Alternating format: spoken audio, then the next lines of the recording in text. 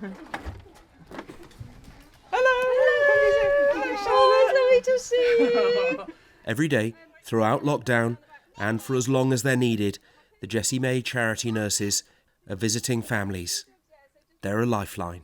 Today, they're seeing 1-year-old Finley. So we'll do all of his clinical care, so anything he needs clinically, play with him as well, entertain him, cuddle him.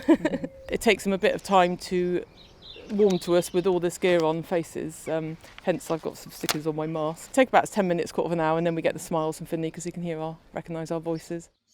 Filming at a safe distance and using footage from the family, we can see the nurses treating him.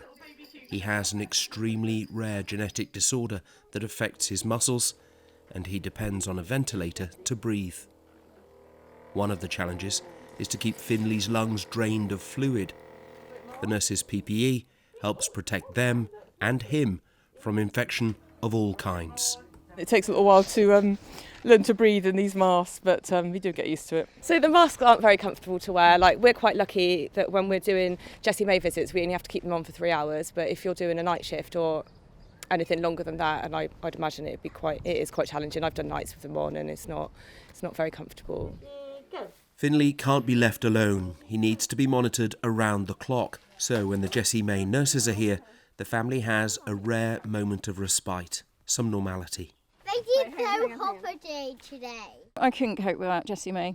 They are an integral part of my family. They are an extension to my family.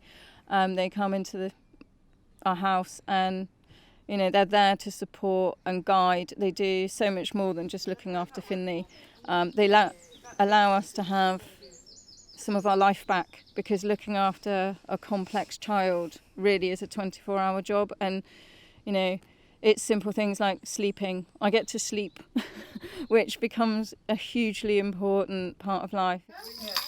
COVID has added extra pressure on already stretched resources. In common with other charities, Jessie May's lost badly needed money from races and fundraising events. At the beginning of this crisis, we estimated we'd have 3 or 4 months left to survive.